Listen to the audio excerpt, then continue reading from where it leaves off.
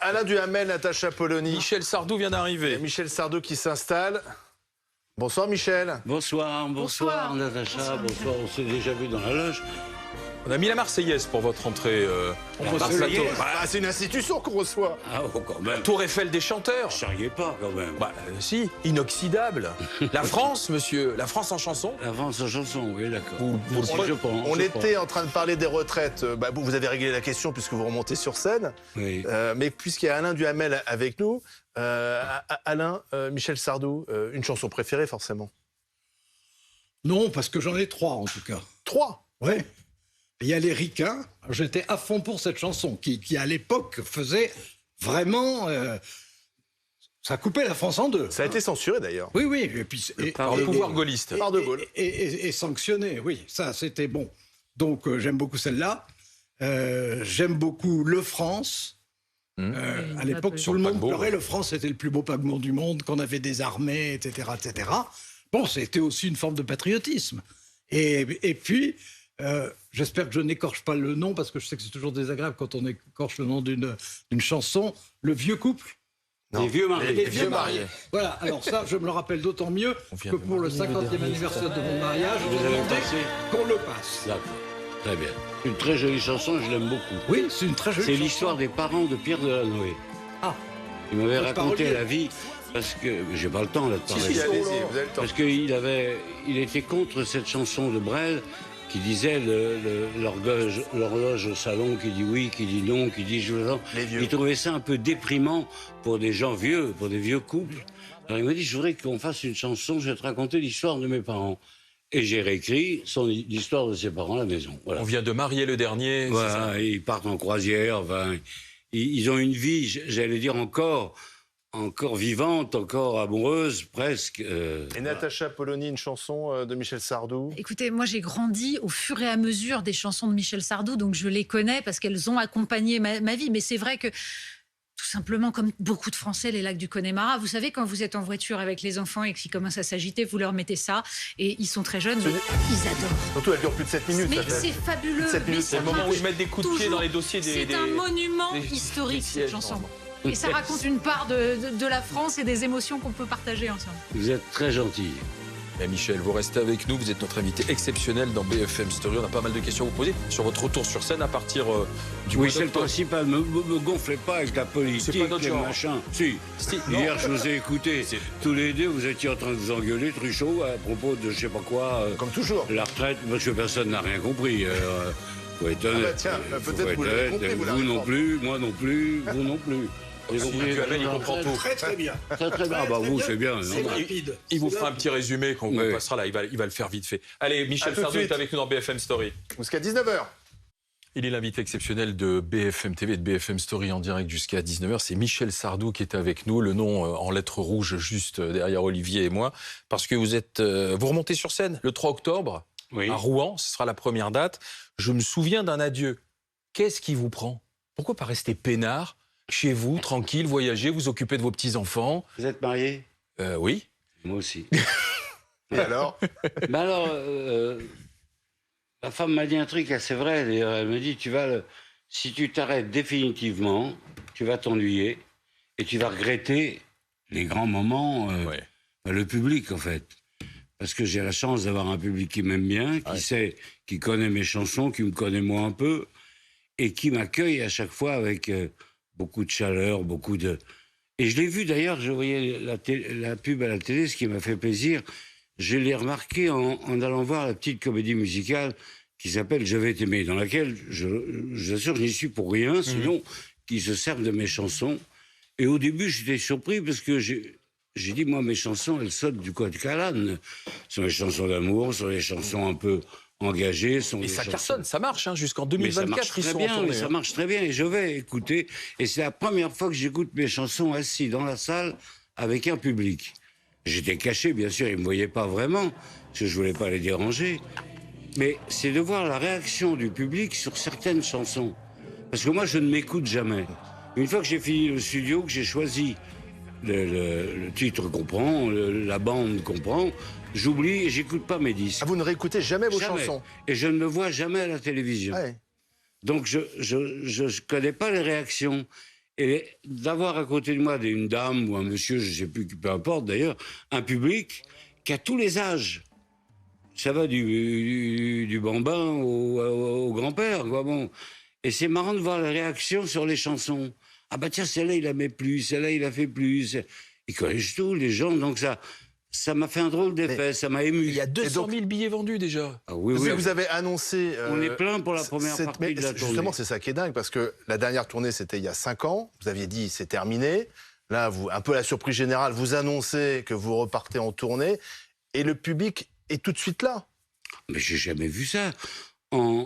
Je ne mens jamais sur ce que je fais. Les tournées, en général, que j'ai faites toute ma vie, sont toujours bien passées. Il y a eu quelques échecs, mais bon, on va dire que ça compte pas. Sur 50 ans, c'est pas énorme. Mais là, en 8 heures, ils ont vendu 100 000 places. Ça m'était jamais arrivé. J'ai jamais eu... mon producteur, Thierry Suc, ne m'a jamais téléphoné en me disant « Figure-toi qu'entre 8 heures du matin... » Comment vous l'expliquez, ça? J'en sais rien. Peut-être que... parce que vous accompagnez les Français depuis plus de 50 ans, plus de 60 ans. Ils m'aiment bien, certainement. Je peux pas dire autre chose. Si je viens vous voir au Zénith de Rouen, ça sera la première date le 3 octobre, il y aura tous les tubes de Sardou. Alors ça va être difficile parce que ça peut prendre des heures, mais il y aura les plus grands tubes de Sardou. Attendez, là, je suis en train de gamberger parce que je ne voudrais pas faire un papier-collé de ce que j'ai fait la dernière fois. Si c'est pour revoir les mêmes entendre les mêmes chansons, revoir les mêmes choses, bon. Permettez qu'on fasse juste un petit pas de côté, un petit medley. Vous n'aimez pas vous regarder, vous non, écoutez, vous ne le faites pas. Ça m'emmerde. Allez. Oui, mais ceux qui nous regardent, ils ont envie. Ah bon, d'accord. Allez, vous tournez. La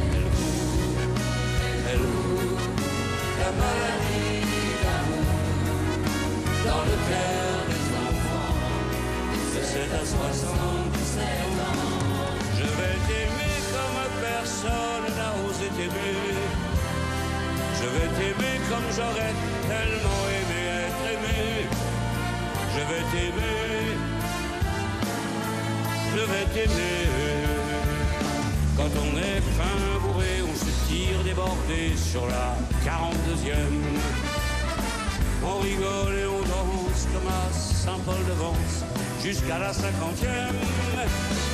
C'est peut-être pas la vraie de vraie, la Java de Broadway. Oui, mais c'est elle qui plaît. Quand j'étais petit garçon, en chantant, et bien des années plus tard, je chassais les idées noires.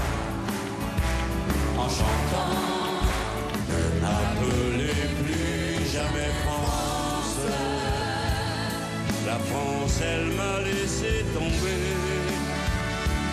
Ne m'appelez plus jamais France, c'est ma dernière volonté. Alors, ces standards, on va les écouter, vous allez les réinterpréter différemment? J'ai la tête qui fume parce que vous allez les réentendre, bien sûr, mais d'une façon différente. J'entends que l'essentiel sera sauvé. Le France, je ne vais pas changer la mélodie du France, je ne vais pas changer les paroles. Mais je vais le faire d'une certaine façon. Les gens ne s'attendent pas. Ils ne vont pas s'entendre, ils vont dire qu'est-ce qu'il attend? Ah, c'est celle-là. Ce que je veux, en fait... Ouais, mais il faut qu'ils puissent la chanter quand même. Faut pas attendez. Ce que je veux, c'est les surprendre. C'est les surprendre avec ce qu'ils connaissent déjà.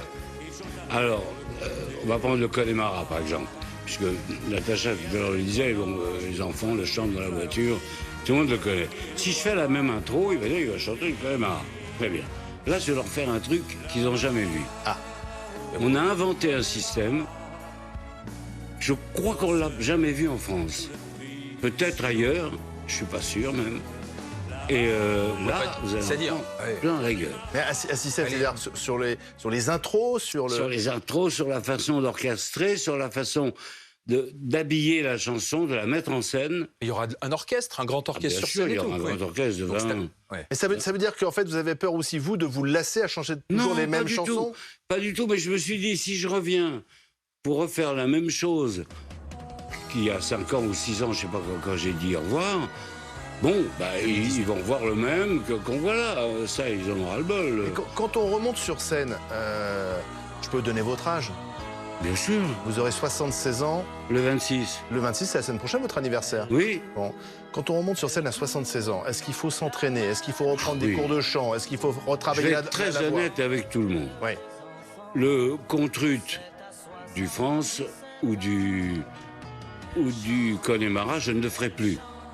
Mais je travaille tous les jours, de façon à ce que la différence ne soit pas tellement sensible. Vous voyez ce que je veux Donc dire? travailler avec un professeur de chant. Bien sûr. Là, je sors du cours. C'est un cours de... C'est-à-dire, qu'est-ce que vous faites Bah, je suis pendant le cours de elle est chant au piano, elle me fait travailler. Pendant combien de temps? Oh, il faut une demi-heure, une demi-heure, 3/4 d'heure, c'est très bien 1 heure. Ça suffit. Tous les jours? Oui, pas tous les jours, non, c'est pas nécessaire. Ce qu'il faut, c'est vous rappeler du mécanisme. C'est un mécanique. C'est une mécanique, le chant. C'est tout con. C'est une respiration, en fait. Une fois que vous avez compris le chemin que fait l'air, bon, seulement l'âge arrivant, c'est comme un sportif, par exemple. Demander à un sportif de 40 ans de rejouer au tennis. Il va dire, merde, je vais moins vite, je tape pas fort. Il y a un exemple que j'avais déjà pris, on en avait parlé, mais il y a l'exemple de Sinatra. Oui, vous avez dit une connerie. Non. Il n'avait pas de C'est pas la moumoute. première fois. Hein. Oh, il n'avait pas de moumoute, Sinatra. J'ai vu la dernière au Japon. Ouais, il avait une moumoute, Sinatra. Non, Sinatra, il avait une moumoute. non. Bon, mais la voix, elle était limite. Non. Il chantait différemment. Non, il était au Japon. Oui. Le dernier récital qu'il a fait, il était au Japon. Il s'est tapé l'avion. Dans l'avion, il s'est tapé 3 bouteilles de vodka. Ça alors? Avant de rentrer en scène, il s'en est tapé une 4e et il a fumé sa palmale avant d'entrer sur scène. Évidemment, il était un peu faible. Mais il y a le retour sur scène. Quand Eddie Mitchell, votre copain, avait annoncé que c'était sa dernière tournée, vous lui avez reproché. On va rappeler d'ailleurs les propos. Non, attendez, on va vous réécouter. Vous Mais allez qu'est-ce que voir. vous m'emmerdez à me passer sans arrêt? J'aime pas me voir. Écoutez. Je suis certain qu'à un moment, on doit le regretter d'avoir dit ça. Parce qu'à un moment donné, ça vous démange d'y retourner. C'est une drogue un peu, le public. Donc, dire d'un seul coup, j'arrête, vous me verrez plus jamais, ou je ne vous verrai plus jamais, c'est un peu con-con, honnêtement. Je préfère ne rien dire du tout, on verra bien, un jour ou l'autre, ça se passera, et puis voilà, on n'en parlera plus. Vous l'aviez annoncé, je crois, une fois. Oui, mais c'était en plaisantant, je disais une connerie, bon, et puis tout le monde l'a pris au sérieux, mais je ne le disais pas sérieusement. Donc vous avez fait une connerie en annonçant vos J'ai adieux. fait une connerie. J'ai fait une connerie, mais en même temps, pas tout à fait. Parce que j'avais dans la tête le théâtre.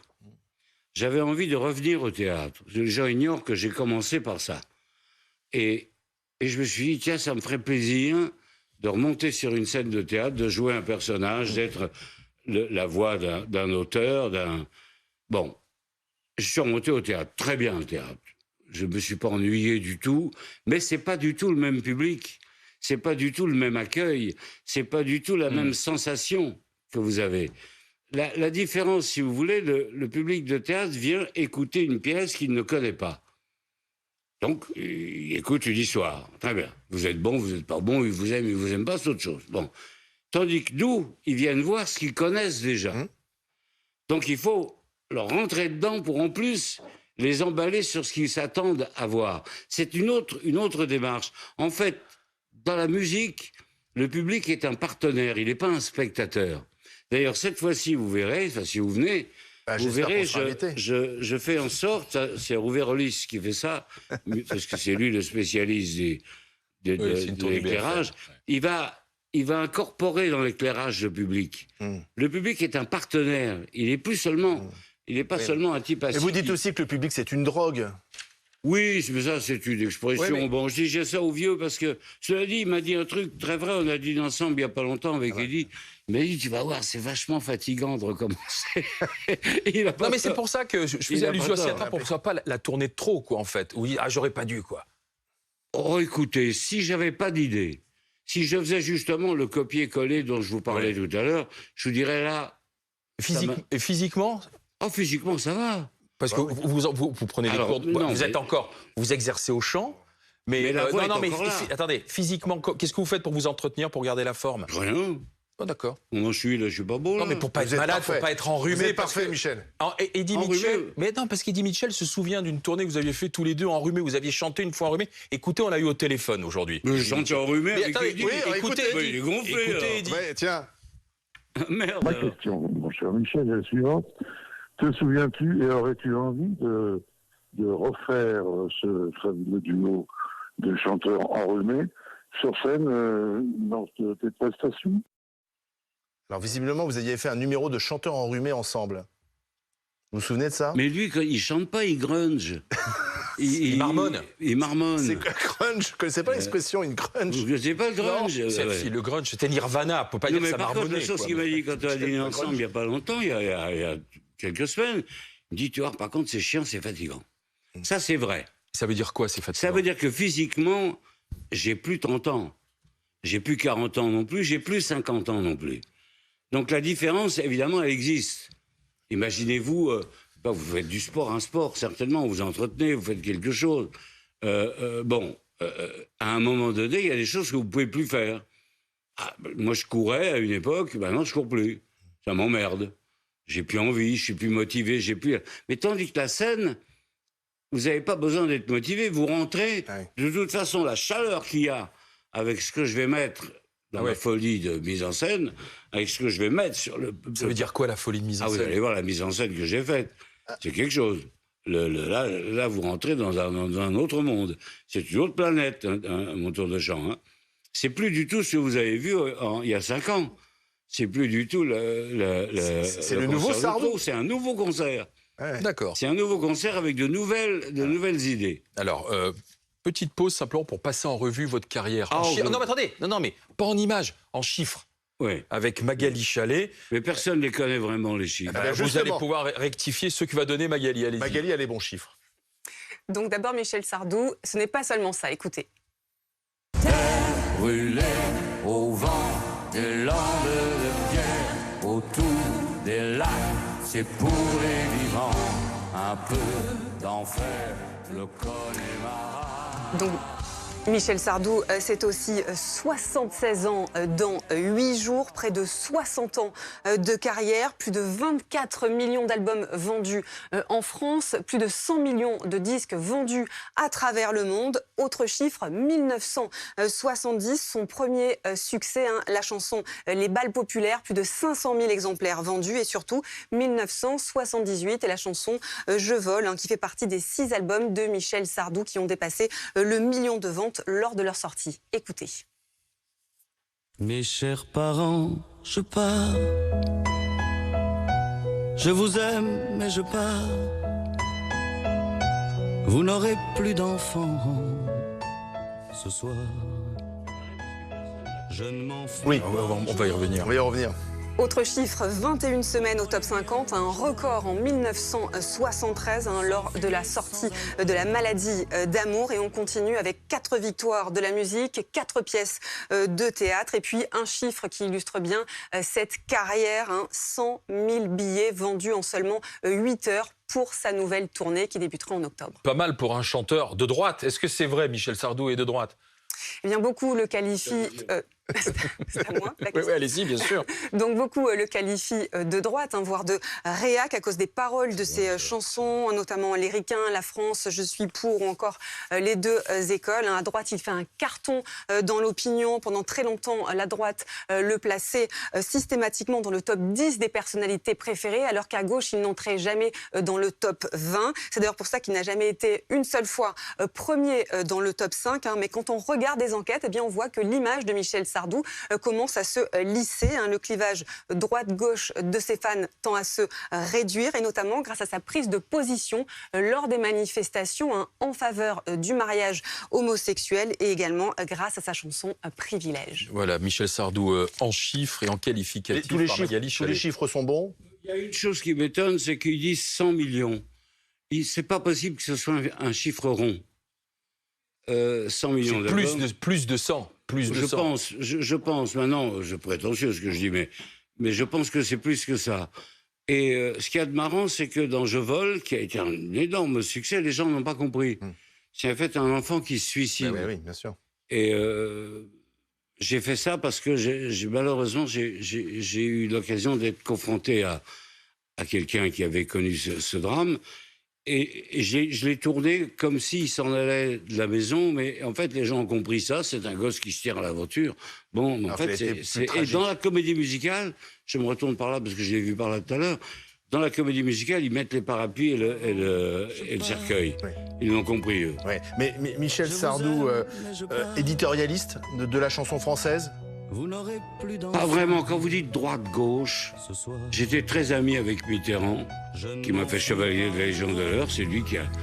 J'ai jamais demandé la Légion d'honneur. Hein, parce que vous savez qu'il y a un truc à remplir, vous la demandez normalement. Moi, j'ai jamais rien demandé. J'ai discuté avec... un jour, je reçois un coup de téléphone, le président vous invite à déjeuner à l'Élysée. C'était Mitterrand. Bon. Ça m'étonnait un peu, parce que j'avais une réputation de facho. À l'époque, parce que les cons de gauche qui n'ont jamais rien compris au fascisme, qui ne savent même pas ce que c'est. D'ailleurs, au fond d'eux, ils ne savent pas vraiment la philosophie des Carmes, pas du tout. Et je me trouve face à lui, en tête à tête. Moi, je pensais que c'était un dîner, un déjeuner avec tous les artistes comme ils font souvent pour un peu briller, quoi. Bon, pas du tout, j'étais tout seul avec mon verre de champagne dans le salon Murat. Je me trouvais un peu seul, quand même. Paf, on tape sur le président de la République. Et je vois arriver le petit qui était là. Le petit, c'est François Mitterrand. C'était Mitterrand. Oui. Il n'était pas très grand, Mitterrand. C'est vrai. Et il me dit, je vous ai réservé la salle à manger de Pompidou parce que je sais que vous adorez Pompidou. Ah, je dis, ah oui, ça c'est vrai. On s'assoit, puis il me dit, pourquoi vous ne me mettez plus sur scène, je suis pas mort, je dors. Si vous connaissez la chanson, il connaissait toutes mes chansons. Ouais. Je te jure, je n'inventerai pas ça. Ça ne s'invente pas, d'ailleurs. Bon. Et du coup, je la remets. Et je la remets dans tous les tours de chant. Ah, c'est un hommage à Mitterrand, en fait. Oui. Ah ouais. Je l'aimais beaucoup, moi.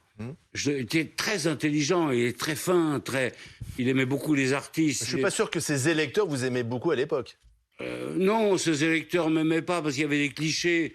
J'avais écrit je suis pour. Bon, où j'ai fait une connerie d'ailleurs, parce que ça ne serait jamais arrivé si j'avais écrit vraiment le sujet que je voulais écrire. Je me suis laissé emporter. J'écris d'un coup, moi. Je fais pas de brouillon. Comme ça, ouais. Je fais pas de brouillon. Donc j'écris et j'arrive sur Je suis pour à une époque où Patrick Henry me massacre ce petit gamin-là. Et c'est pas ça que je voulais écrire, c'était la vengeance du père seul. J'ai pas besoin d'avocat. Si on touche à mes petits-enfants, le mec, il a du souci à se faire si je le retrouve avant la police. Mais la police se retrouvera avant moi, évidemment. Je suis pas équipé pour. Mais c'est ça que je voulais dire. Oui, mais quand je disais tout à l'heure, vous étiez un éditorialiste de la chanson française. Vous avez quand même chanté vos humeurs aussi, d'ailleurs, qui correspondent souvent aux humeurs du moment. Et certaines chansons, d'ailleurs, ont traversé le temps parce qu'elles peuvent correspondre à la société actuelle. J'étais même en avance, des fois. Oui. Les villes de solitude, où tous les féministes dingues me disaient ils proposent de violer les femmes. Oui, j'ai envie de violer les femmes et de disparaître en fumée. C'est un pauvre con qui se dit ça dans sa tour de banlieue. Mais il ne le fait pas, d'ailleurs. Il a pas, parce qu'il faut un certain courage aussi. Et alors, il est pour violer les femmes. C'est ridicule. C'était ça, il y avait toujours ce malentendu. On a regardé dans votre répertoire, et on est remonté assez loin dans les années 70, et on est tombé sur cette chanson « J'accuse ». On va écouter un extrait, et ça fait vraiment écho à l'actualité d'aujourd'hui. Mais on est complètement écolo dans « J'accuse ». Bien justement. J'accuse les hommes un par un et en groupe. J'accuse les hommes de cracher dans leur soupe, d'assassiner la poule aux œufs d'argent, de ne prévoir que le bout de leur temps. J'accuse les hommes de salir les torrents, d'empoisonner le sable des enfants, de névroser l'âme des pauvres gens, de nécroser le fond des océans. J'accuse les hommes de salir les torrents, d'empoisonner le sable des enfants. C'est visionnaire, ça. On a vu Greta Thunberg, d'ailleurs, dans le petit montage réalisé par Quentin Moreau. Bon, celle-là, elle n'est pas très nette, hein, mais bon. Elle me fait un peu peur, celle-là, quand même. Mais pourquoi elle vous fait peur? Parce que, vous avez vu, elle est excitée, elle remontait comme une pendule. Parce que l'heure est grave, vous le chantiez déjà. Bien sûr. C'est la nouvelle génération. C'est la nouvelle génération, bon, très bien. Passons. Vous n'êtes pas un écolo radical? Non, c'est que je suis écolo, je pense que tout le monde est écolo. Vous, moi, Marshall, tout le monde l'est. On n'a pas envie de pourrir le monde. On n'a pas envie de voir ces horreurs C'est pas vrai. Moi, quand je vois des saloperies sur les plages, je me rappelle, je faisais de la plongée en Corse et je trouvais des sacs en plastique avec de la bouffe, des restes de bouffe, des conos qui étaient en bateau. Bon, j'ai horreur de ça. Mais d'un autre côté, j'en fais pas une arme d'attaque. Si vous voulez, j'aime l'écologie, j'aime pas la politique, l'écologie politique. Parce qu'elle est trop à gauche, l'écologie? Non, c'est pas une question de gauche ou de droite, mais elle est politique. Donc il parle de tout, sauf de l'écologie. Ben justement, hier, lors d'un meeting contre la réforme des retraites, la nouvelle patronne des Verts, Marine Tondelier, voilà ce qu'elle disait sur scène. Écoutez. Puisqu'on nous demande qu'est-ce qu'on propose, on va vous proposer quelque chose.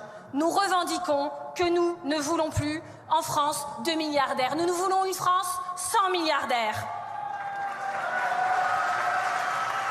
À quoi ça sert un milliardaire? Sérieusement, à quoi ça sert un milliardaire? Ce ne sont pas des talents, ce sont des vampires, ce ne sont pas des génies, ce sont des égoïstes. Voilà, à quoi ils servent? Elles sont des égoïstes. Ils veulent abolir les milliardaires en France. Mais c'est pas écologique d'abolir. Ah si, parce que les milliardaires polluent plus que les pauvres. Pourquoi ils polluent plus de quoi? Tu veux me dire? Ils ont des jets, des yachts. De toute façon, attends. Le numéro de violon, j'ai des avions privés. Moi, je prends l'avion privé. Quand je suis en tournée, des fois c'est très loin, je suis obligé de prendre un avion. Il n'y a pas la ligne forcément où je vais. Mais qu'on soit raisonnable, qu'on parle écologie en disant attention à que sais-je, des produits toxiques qu'on met dans l'alimentation ou dans l'agriculture, que l'on pense à peut-être lever le pied sur les recherches gaz de schiste, des choses comme ça. Bon, oui, mais là, elle ne parle pas d'écologie. Elle dit, je veux la peau de Bernard Arnault. Mais elle est con. Bernard Arnault, il fait travailler des milliers de personnes.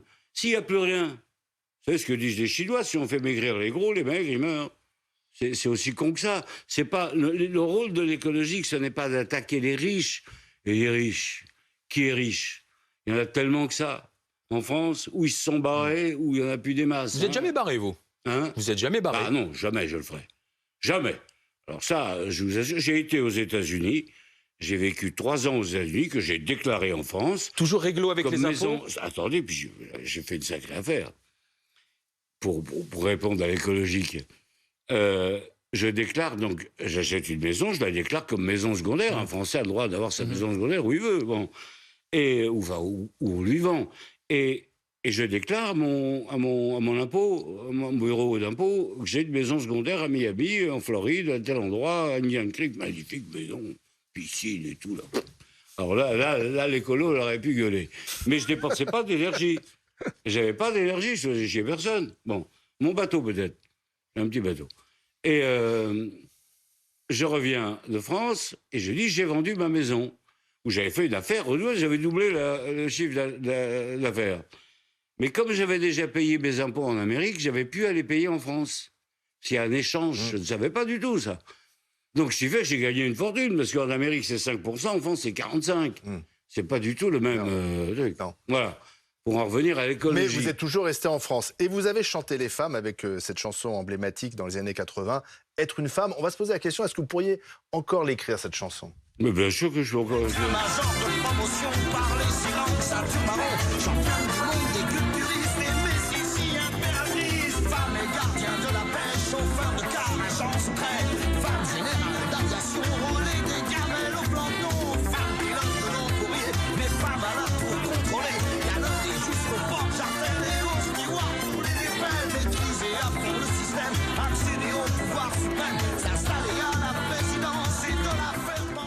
On a mis Sandrine Rousseau pour illustrer votre chanson. Oui, Anne Hidalgo. Ça fait plaisir. Et Anne Hidalgo, c'est sympa. Ça vous fait plaisir, ça vous touche? Oui, ça me touche, ça. Oui. Mais il faut lever une ambiguïté. Regardez ce que je dis dans la chanson, finalement, c'est arrivé. Elles sont devenues, pas vraiment, je ne sais pas si les salaires sont tous égaux, je ne peux pas me lancer là-dedans, je ne suis pas sûr. Enfin, ça a dû s'arranger, je pense. Et elles sont dans la politique, elles mènent des manifs et ceci et cela, et elles sont là, elles sont vivantes. Mais vous dites qui fait bander la France. Qui fait bander la France aujourd'hui? Si elle devient, j'imagine, en plaisantant, c'est une plaisanterie. Oui, mais est-ce qu'il y a une femme politique qui fait bander la France? Si elle est présidente de la République, elle fera bander la France. Oui. Bon, levons une ambiguïté, parce que c'est une chanson misogyne ou c'est une chanson féministe? J'ai jamais été misogyne. Vous êtes féministe, Michel, hein, ça y est. Non, je ne suis pas féministe non plus. Les féministes m'emmerdent. MeToo, par exemple, c'est dangereux. Pourquoi? D'ailleurs, il y a une comique que j'aime beaucoup, Foresti, qui fait un spectacle en ce moment, allez le voir si vous avez l'occasion, où elle dit « j'étais très féministe », ce qui est le cas, et elle a changé la vie parce qu'elle trouve plus de mecs. Qu'à force de dire que les hommes sont des massacreurs, des machins et tout, faut pas charrier quand même, on n'est pas tous des... Parce que ça renvoie à une période, peut-être les années 60 ou 70, où les mecs se croyaient un peu tout permis. De tous ces trucs d'Amérique. Alors on pique tout à l'Amérique, sauf que... Oui, mais enfin, il y a eu des excès. Hein? Il y a eu des excès. Des excès, évidemment qu'il y a des gens violents, on le sait. Non, mais sans être violent, on peut être inconvenant, oui, ben, les mains baladeuses. Il y a une époque, ça y allait quand même, voilà. Et puis, ah bon, vous y alliez, vous? Dans les années 70... vous mettiez la main au cul. Oui, il avait 10 ans. Hein. Non, mais est-ce qu'il n'y avait pas eu des écarts dans ces années-là? Non, pas vous. Pas vous. Ah bon, mais des excès, des écarts. Des écarts de quoi? On shootait au joint et on se prenait un peu de coke. Bon, d'accord... Après, vous avez joué souvent avec ça, parce qu'on a retrouvé une image, une émission, regardez, compromettante. Femme amoureuse de Binet, femme directeur de cabinet, à la fois sensuelle et pudique, et femme chirurgien esthétique, être un major de promotion, parler si langue, ceinture marron, championne du monde des culturistes, et Messi impérialiste, femme et gardien de la paix, chauffeur de car, agent secret, femme générale d'aviation. Bon, après, vous faites une main aux fesses, mais c'est vos fesses. Hein, c'est mes fesses, voilà. Oui. Donc, non, mais je veux dire, la brutalité est intolérable.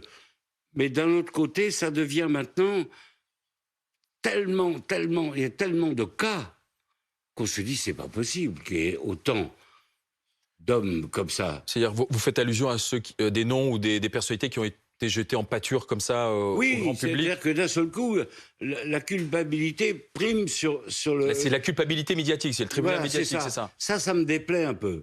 Voilà. Maintenant que les femmes se défendent, que les femmes aient les mêmes droits que les hommes, que les femmes se sentent libres, puissent marcher dans la rue librement, sans se faire mettre la main au cul par vous, d'ailleurs, vous l'avez reconnu, oui... Mais est-ce que vous êtes un homme déconstruit, comme Sandrine Rousseau? Mais absolument pas. Je me demande ce qui lui manque. Tiens, d'ailleurs, on barre Sandrine Rousseau. Elle a déconstruit quoi, hein? Qu'est-ce que ça veut dire? Elle est un homme déconstruit, elle. Mais ça veut dire un homme déconstruit? Qu'est-ce que ça veut dire? Qui n'est pas le symbole de la virilité, qui participe aux tâches quotidiennes tous les jours, qui ne s'impose pas. Non, vous n'avez jamais passé aspirateur. Je ne passe pas aspirateur, je fais rien du tout. Non. Ah oui. Non, je fais la cuisine. Qui le fait à la maison, alors? Il y a ou ma femme de ménage, ou ma femme, ou tout ça. La cuisine. Donc des femmes. Moi, je fais la cuisine. Donc des femmes. Ah, vous faites la cuisine, mais tous les jours? Non. Ah oui. Je fais des plats spéciaux pour le genre de fête. Oui. Lesquels? C'est quoi votre spécialité? Les pâtes. Dites pas, elles sont très compliquées, mes pâtes. Qu'est-ce que c'est les pâtes compliquées? Attends, pourquoi elles sont compliquées? Oui. Parce que je me fais des mélanges de sauces, de trucs, je vais chercher je rajoute des petites choses à moi, des secrets familiaux. Voilà. Oui, alors donc, en fait, quand c'est le plat sympa pour les copains, c'est il n'y a pas les copains, c'est ma femme. Et sinon, c'est votre femme. Et qui débarrasse, c'est pas vous non plus. Après les pâtes. Mais merde, mais pourquoi vous voulez qu'on fasse ce que vous n'êtes pas déconstruit, Michel. Mais je ne suis pas déconstruit du tout, mais je ne veux pas qu'on me déconstruise. Et vous l'assumez. Mais le mari de Sandrine Rousseau, le pauvre, franchement, faudrait pas faire une marche pour aider ce pauvre mec. Faudrait pas organiser quelque chose, un fonds de solidarité pour dire, mon pauvre garçon, sur quoi t'es tombé? Une marche pour le mari de Sandrine Rousseau, pourquoi pas? Oui. Qui vous êtes dans la vie, le mari de Sandrine Rousseau. Oh, mon pauvre vieux. Oh là là. On va continuer de parler de vous. De cette époque, définitivement, c'est pas la vôtre. Ce que vous aviez dit... non, c'est pas un siècle que j'apprécie particulièrement. Non. Non. Je pense que on emmerde un peu trop les Français. Avec beaucoup trop de règlements, beaucoup trop de... Bon, la technologie, c'est formidable. Mais ça devient d'un seul coup tout le monde est à table avec son téléphone, on ne se parle plus. Je veux dire, il y a... Oui, mais ces nouvelles technologies, ça permet aussi d'avoir un instantané c'est bien aussi, c'est bien, il y a des choses bien. Bon, mais rouler à 130 sur l'autoroute, franchement, ça m'emmerde. Je m'emmerde. Ouais, mais enfin, à l'époque, il y avait 15 000 morts sur les routes aussi, dans les années 70. Mais c'est vrai. C'est vrai. Il y en avait même eu 17 000, c'est un record dans les années 70. Oui, non, mais il y a eu une course. Et après, on a inventé la ceinture de sécurité. Oui, la sécurité, c'est... Et puis les radars. Les radars, ils se foutent de la gueule du monde, ils se prennent du fric. En France... Je me suis fait coincer, là, tiens. Ah bon, encore? Ouais, mais je me suis fait coincer grave. Il a fallu que j'aille à l'école à 6 h du matin pour écouter des conneries racontées par 2 professeurs de je sais pas quoi. Pour récupérer des points. Pour récupérer Vous des avez fait points. un stage de Ben, récupération je suis de points. obligé, j'avais plus de points. Vous avez fait gauler à combien? 166. Ah Au lieu de Au lieu de 130. Ah oui, c'était sur l'autoroute. C'est pas énorme. C'est un grand excès de vitesse. Non, merde, j'étais en train de doubler un mec qui était à 110, vous pas charrier. Et alors, vous avez suivi le stage pendant 2 jours? Ouais. Et ça sert à rien. Et sans broncher? Parce que j'avais une crainte, moi, c'est qu'ils nous interrogent sur le permis de conduire. Parce que depuis le temps que j'ai passé mon permis, j'ai peut-être des trucs que j'ai oubliés, je vais peut-être me faire engueuler. Pas du tout, ils vous parlent de la philosophie, du truc. C'est de la merde, ça ne sert à rien, c'est l'État qui prend du pognon et qui vous punit. Voilà, c'est une punition. Et vous avez récupéré 4 points? J'ai récupéré 4 points. Et cela dit, attendez, je vais être tout à fait honnête, je fais attention. J'ai pas envie d'y retourner devant ces 2 cons. Comme quoi, Bon. la leçon a servi alors? Mais non, parce que... C'est la peur de perdre des points. Vous prenez une voiture de monsieur tout le monde, une voiture bon marché. Au minimum, elle va à 150 à l'heure. Au minimum. Mais quand on a une voiture Sardou... Mais quand on a une voiture comme la mienne, elle va beaucoup plus vite. Vous avez quoi Quelle comme voiture voiture? Moi, j'ai on va dire. Non, Moi, mais j'ai c'est... une Porsche Carrera 911 S. C'est-à-dire, elle Oui, fait ça des envoie. courses. C'est 600 chevaux. Vous n'êtes pas passé à l'électrique? Hein? Ah non. Non. Je déteste tout ça.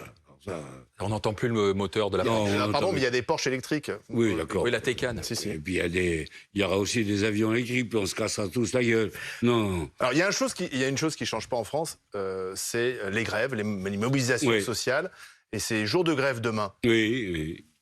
Vous avez déjà fait grève? Jamais. Qu'est-ce que vous en pensez? Écoutez, je dise, je crois que cette manifestation existe parce que les choses ont été mal expliquées dès le départ. Je parle du premier quinquennat de M. Macron. On n'a rien compris. Moi-même, je veux dire, La première réforme? Oui, la deuxième, alors bon, c'est 64 au lieu de 60. Bon. Très bien, d'accord, pourquoi pas. Avec tellement d'exceptions, tellement de cas particuliers qu'on ne comprend plus rien. C'est ça mon problème. C'est-à-dire que en fait, je n'ai pas compris cette réforme. La réforme. Elle est plus juste, peut-être. Madame Borne n'a pas de raison de mentir. Elle le croit vraiment.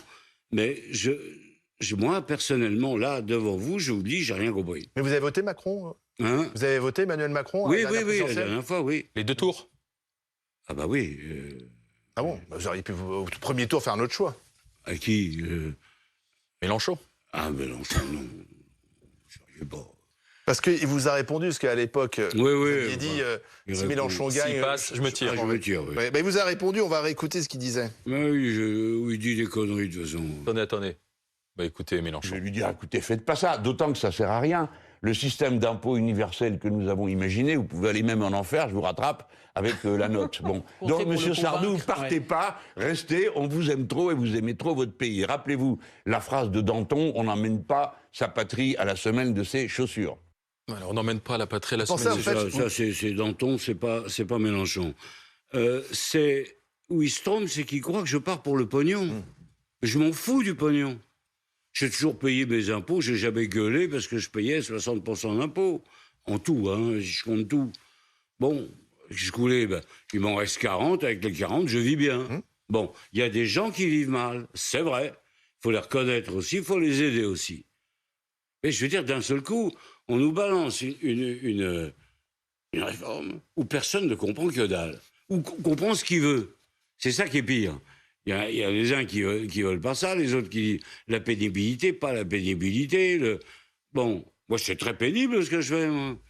Alors, à ce moment-là, bah oui. Vous gagnez, mais vous prenez du plaisir. Vous prenez du plaisir, puis il y a une différence aussi de ce qui rentre dans les caisses à la fin du mois. Ben, c'est moi qui paye tout, hein, les frais. Donc, à la fin de la tournée, si elle a marché moyennement, je gagne pas grand-chose. Mais les artistes ne prennent pas leur retraite, très rarement. Non, les artistes, non. Mais les artistes, c'est autre chose. Mais ils prennent position pour ou contre, machin, les manifs. Moi, je suis un peu contre cette manif, non pas sur le fond, parce que je pense qu'il y a une incompréhension entre le peuple français et le gouvernement français. Mais je suis contre le fait de paralyser la France. De bloquer. Voilà. Ça, c'est pas utile en ce moment. Enfin, c'est mon idée, hein. je suis pas politicien, je m'en fous, je me présente à rien, moi. Mais paralyser la France en ce moment, après avoir subi le Covid, le Covid, le machin, les gilets jaunes, que ça va, les mecs. Paralysie plus risque de baston et de violence aussi. Risque de baston, oui, ça c'est ce qui me fait le plus peur, d'ailleurs. C'est ça. C'est les fameux black machins, là. Black bloc, ouais. Alors, il y a un responsable politique de droite, qui vous aime bien et qui vous connaît depuis très longtemps. Il est avec nous en direct. C'est Patrick Balkany, oui, l'ancien maire de Levallois-Perret. Bonsoir, Patrick Balkany. Vous avez connu Michel Sardou. Bonsoir. Où et quand? On a passé quelques années dans la même chambre, au collège, au Moncel, à jouer en Josas. Et puis après, on a été au cours de comédie chez Yves Furet ensemble. Et puis on a passé beaucoup de temps ensemble. Et j'adore Michel. Et c'est vraiment quelqu'un que j'aime beaucoup et que j'admire beaucoup. Mais ça veut dire quoi? Vous étiez ensemble, vous faisiez les 400 coups ensemble? Vous avez Non, on était souvenirs dans la même chambre. On partageait notre chambre avec Patrick. On était 4 d'ailleurs, je crois. Je ne me rappelle plus quels étaient les autres. On s'entendait bien. Oui, c'est la chambre des 5. La chambre des 5, ouais, voilà. C'est au château. Tu te rappelles, au château? Exactement. Et on déconnait bien, et alors, évidemment. Allez-y. Tu vois, Michel, quand on te dit tout à l'heure que tu fais pas les tâches ménagères, pendant des années, on a fait nos lits au carré, puis quand ils étaient pas au carré, on les foutait par la fenêtre. Oui, absolument, il a raison. Il a raison. Mais, on fait les lits au carré. Mais vous étiez de bons élèves, tous les deux? Oui, c'est pas mal. Excellent. Bien sûr. Non, franchement, il était pas mauvais. Et Michel Sardou, il a changé? Vous l'avez connu donc vraiment gamin. Il a changé ou c'est toujours le même finalement? Alors quand il était jeune, il était très marrant. Après, il a été un peu rebelle. Moi, j'ai assisté à beaucoup de choses. Je peux même vous dire que j'étais à table avec lui et Michel Fugain quand ils ont écrit la première chanson de Sardou, dont je me rappelle parfaitement le titre, Le Madras, où il a dû vendre 3 disques. Tu t'en souviens, Michel? Oh bah oui, quand tu dis 3 disques, t'es très généreux. Ma mère en a acheté 12, c'est tout. Mais vous vous êtes suivi ensuite ou pas? C'était une belle époque. On est resté en rapport, sûr, parce que... Bien sûr. Il a mené sa vie d'homme politique, maire, etc., député, etc. Moi, je suis passé à autre chose. On s'est un peu perdu de vue, mais on s'est toujours appelé. Ah oui. Il y a toujours eu un moment dans notre vie où on s'est eu au téléphone. Même dans les difficultés, les mauvais moments? Surtout même dans les difficultés qu'il connaît maintenant. Je pense souvent à lui parce que je dis que ça va pas être vraiment marrant ce qu'il vit en ce moment. Voilà. Et il est d'ailleurs sous contrôle judiciaire, c'est pour ça que vous ne pouvez pas venir sur le plateau. Michel, t'es un amour, mais je vais vous raconter une petite anecdote. Un jour, je vais voir Michel avec mon fils. Il était pas très grand, il devait avoir 12 ou 13 ans. Et j'arrive dans la loge avec mon fils, et Michel me dit, c'est ton fils, laisse-moi tout seul avec lui. Il est resté 1 heure avec mon fils, enfermé dans la loge pour lui raconter notre vie. Voilà, c'est ça l'amitié. Merci Patrick Balkany d'avoir pris... Il faut que tu connaisses mon fils. Absolument, Patrick, je t'embrasse. Merci Patrick Balkany. Et porte-toi bien. Je t'embrasse aussi. Hein? Donc, et toi aussi, et j'irai te voir avec grand plaisir. Merci Patrick Balkany. On a repris une de vos chansons aussi, qu'on a fait coller à l'actualité. Vladimir Ilitch, écoutez, regardez. Ça n'a pas vraiment à voir avec ce qui se passe. Au soleil d'outre-tombe, combien d'années faut-il pour gagner 4 sous? Quand on connaît le prix qu'on met dans une bombe, Lénine, relève-toi, ils sont devenus fous. Ils sont devenus fous, les Russes? Poutine est devenu fou? Je la comprends pas, cette guerre. Je suis pas spécialiste. Moi, ça se résume à 2 livres dans ma vie. Quand on était au Moncel, Lao Tse et Clausewitz. Et les guerres sont différentes, maintenant, évidemment. Mais je crains vraiment que ça finisse très mal. Très mal. Parce que l'un ne cède pas, l'autre non plus. Il n'y a pas de victoire, il n'y a pas de vainqueur, il n'y a pas de vaincu. ça va se terminer forcément mal. Voilà, j'ai peur de ça. J'ai peur de ça. Quand vous dites mal, c'est quoi? C'est que tout le monde y aille. En guerre mondiale, donc c'est ça. Ah oui, oui. Avec le champignon nucléaire au bout. Espérons que non. Mais vous savez que depuis que les hommes existent, depuis Néandertal, depuis la préhistoire, même avant les Néandertal, chaque fois qu'un homme a inventé un outil pour se battre, qui était supérieur à l'autre, il s'en est servi. La bombe atomique, elle est tombée 2 fois déjà. Donc, alors on nous dit c'est des bombinettes de tactique. Tactique, c'est quand même 3 fois Hiroshima. C'est quand même pas rien. Hein. Et surtout la réponse, qui est immédiate. Alors là, ce sont les Russes qui sont au banc des nations. Les Russes, je ne sais pas. Enfin, très honnêtement, le pouvoir russe. Je ne peux pas vous dire qui, j'en sais rien. Mais dans les années 60, lorsque vous chantez les Ricains, c'était les Ricains qui étaient montrés du doigt, notamment parce qu'il y avait la guerre du Vietnam. Oui, bien sûr, il y avait la guerre du Vietnam. Voilà. Mais Petit montage encore réalisé par Quentin Moreau. Mon Berthier, j'arrête pas de me voir à la télé. Non, là, vous n'allez pas vous voir, regardez. Pas là. Vous seriez tous en Germanie à parler de je ne sais quoi,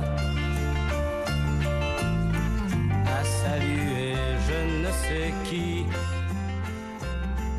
Pour remettre la chanson dans le contexte, pourquoi vous l'aviez écrite à ce moment-là? Mais parce qu'il y avait un anti-américanisme primaire, c'était dans les années 68.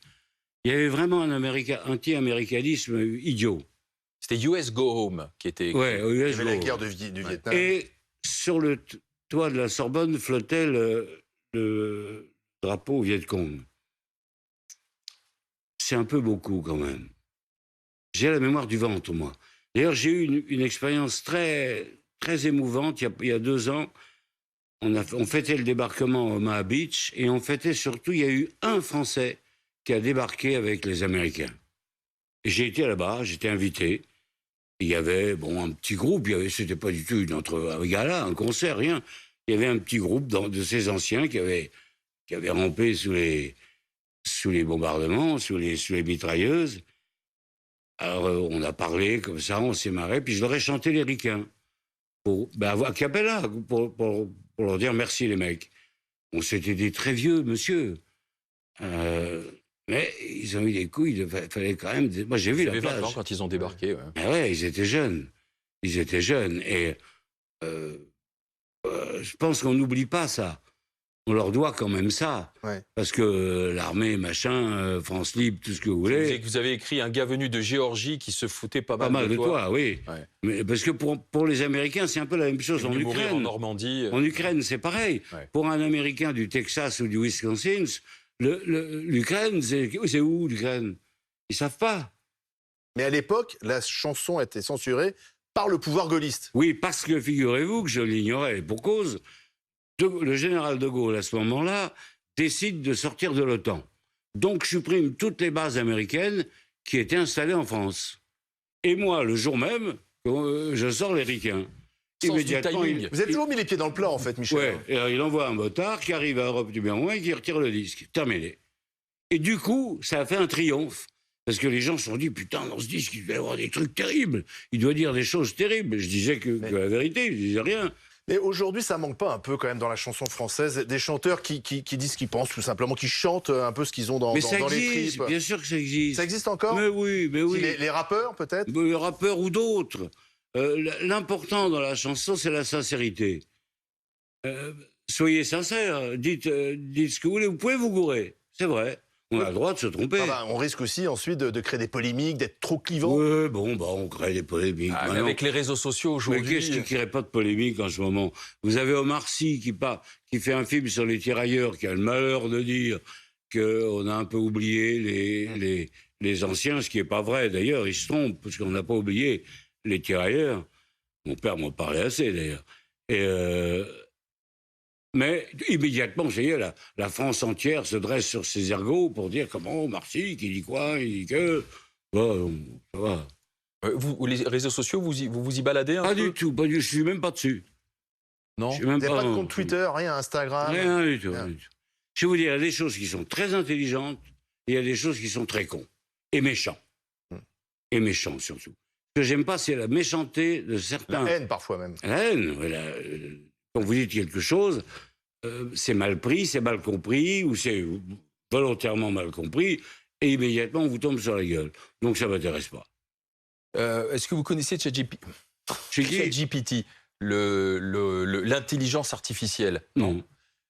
Aujourd'hui, c'est un outil technologique qui permet, avec les mots qu'on lui donne, les algorithmes qu'on lui donne, de faire une chanson, d'écrire un discours, ou même de faire un devoir par un élève. Oui, pratique, ça. C'est pratique. Alors, du coup, on l'a mis à contribution pour écrire, tiens, peut-être une chanson sur Michel Sardou, ou pour Michel Sardou, en lui donnant un certain nombre de données vous concernant. Et voilà les paroles. La France est en danger, notre avenir incertain, la crise s'aggrave et personne ne veut l'entendre. Refrain, où va la France? Qui prendra soin d'elle? Nous sommes tous responsables de son avenir. Voilà, c'est un robot conversationnel qui a été créé. Vous pourriez la chanter par une intelligence artificielle. Non, pourquoi c'est pas bien écrit? C'est pas Pierre Delanoë. C'est pas Jacques Revaux non plus. Mais ça rime pas, surtout. La France est en danger, notre avenir est certain, la crise s'aggrave, personne ne veut l'entendre. Vous êtes rassuré, c'est pas l'intelligence artificielle qui va vous remplacer? À mon avis, je crois pas. Non, mais c'est possible. L'intelligence artificielle opère des gens, fait des opérations chirurgicales extrêmement difficiles. Je suis pas contre ça. Je suis contre Enfin, je suis contre rien d'ailleurs. Mais je veux dire, ça m'énerve un peu de voir des polémiques naître pratiquement tous les jours sur des trucs qui, franchement, ne valent pas la peine. J'ai l'impression qu'on ne gouverne plus la France, on commente l'actualité.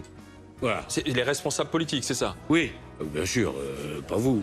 Non, mais je veux dire, vous avez... Ça veut dire quoi, gouverner? Il ne gouverne plus la France, c'est-à-dire? Il n'y a plus de projection. Il ne donne pas une vision du pays à 15, 20 ans ou 30 ans. Voilà. La France est en danger, je crois pas, on peut se défendre, même si on n'est pas terrible en armes terrestres, mais moi qui ai piloté des Mirage 2000 nucléaires. Ah bon, vous avez piloté des Mirages? Ouais. Et je peux vous dire qu'on a ce qu'il faut pour leur envoyer sur la gueule, quand même. Et un paquet. Donc je me fais pas trop de soucis là-dessus. Mais aujourd'hui, si vous aviez 20 ans dans cette France-là, je m'y ferais. Quand j'ai eu 20 ans, tout le monde dit c'était mieux avant. Honnêtement, Ruchot, c'était pas mieux avant. Il y avait des grèves, il y avait la guerre. C'était pas mieux avant, vous le dites. Il y avait des tas de problèmes politiques, il y avait des tas de partis qui se foutaient sur la gueule. Il y avait une 4e République qui était même 5e. Mais ce qu'on regrette, c'est notre jeunesse, en fait. Ce qu'on avait, c'est qu'on avait 20 ans. Alors tout ça passait comme un nuage, comme un mauvais nuage. Ça disparaissait. Tandis qu'aujourd'hui, évidemment, le mec de 20 ans, il a des barrières successives, il entend partout des trucs, c'est la guerre, c'est la crise. Vous n'êtes pas, pardon, je vais y aller, vous n'êtes pas un vieux con nostalgique? Non. Vieux con peut-être, mais nostalgique pas du tout. Je ne crois pas que c'était mieux dans les années 60. Si vous voulez, vous avez des tas de gens qui vous disent, putain, avant, qu'est-ce que c'était bien. Quand même, Pompidou, qu'est-ce qu'on s'est éclaté. Non, c'est pas vrai. Il y avait des grèves, il y avait des problèmes, il y avait des problèmes politiques. Il y avait des attentats en Allemagne, il y avait des attentats en Italie, partout, il y avait les brigades rouges, il y avait la fraction armée rouge, il y avait la censure. Il y avait la censure. Donc vous n'êtes pas le Zemmour de la chanson française? Ah, pas du tout. Zemmour m'emmerde. Zemmour, c'est trop facile. C'est trop facile de dire le fait qu'il n'y ait plus du tout d'immigrés, par exemple, tout va changer. C'est ridicule. Qu'on fasse attention à ce qu'il n'y ait pas des mauvais et des bons, qu'on fasse peut-être un tri. Vous n'êtes pas là à dire c'est le grand remplacement, la France va disparaître. Non, grand remplacement. Vous vous sentez pas menacé? Non, franchement, non. J'aime pas ces exagérations-là, si vous voulez. Pour moi, ça fait partie c'est un homme intelligent, pourtant. C'est un bon journaliste, un bon polémiste. Mais là, ça le fait pas, quoi. On suit pas. Un chef, faut le suivre. Vous êtes allé déjeuner à l'Élysée ou dîner à l'Élysée déjà avec Emmanuel Macron ou pas? Non, avec Emmanuel Macron, non. Vous n'avez pas invité? Je ne connais pas, non. Ah bon? Pourtant, Mitterrand, Chirac, Hollande, non? Hollande, pas du tout. Jamais. Ah ouais.